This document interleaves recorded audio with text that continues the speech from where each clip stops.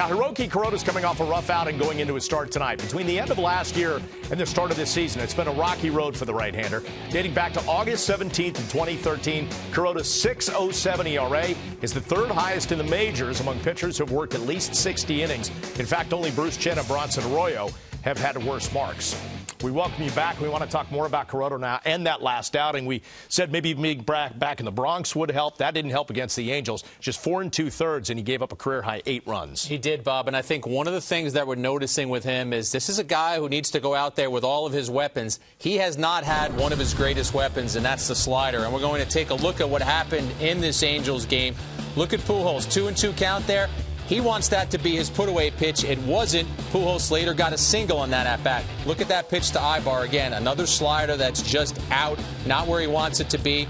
And then right there, he goes to Kendrick. That was the third straight slider he threw him, and he almost hits it out of the ballpark. But what you have to do is you have to keep trying to throw this pitch because he needs it. He gets Kendrick to ground out there. That was a first-pitch slider early in the game. And oddly enough, the one guy that he did get with the slider was Trout.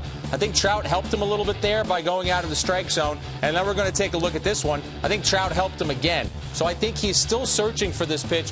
Our colleague, David Cohn, went a whole season once trying to find his slider and never found it. Not saying that's going to happen with Kuroda, but we see his pitch selection in the last start, guys. He's only throwing the slider about 14% of the time, which is about half what he normally throws. Yeah, and Kenny, you kind of alluded to this at the start. We don't talk about him struggling. He always has a go-to pitch, and he just hasn't had that. Well, like I said, he needs both his pitches. He needs a splitter and the slider. But one thing I think is going to help him tonight, he's not facing the Angels tonight. The Angels are one of the better hitting teams in baseball. They lead the major leagues in home runs.